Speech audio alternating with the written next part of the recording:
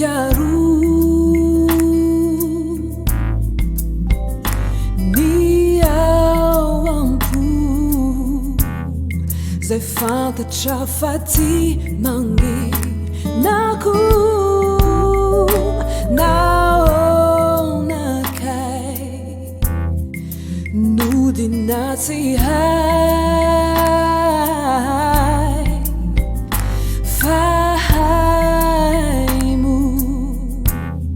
nilalang si chiaro smeto iray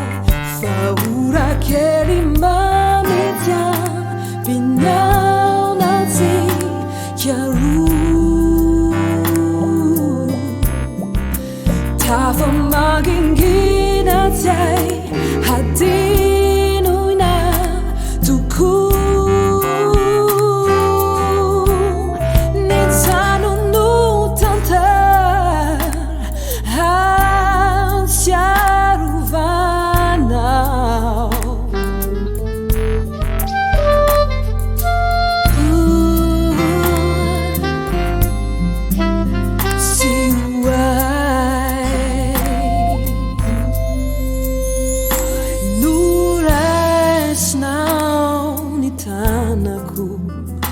Nanankinaknuavik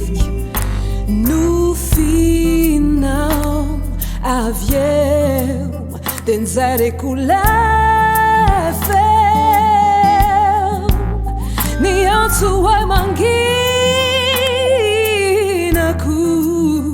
nyanurukanau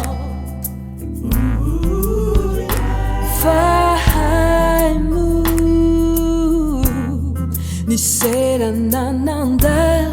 yanyanao futoni ratsarukuna pirasi chiaro nefakulai urafaranyaita kwana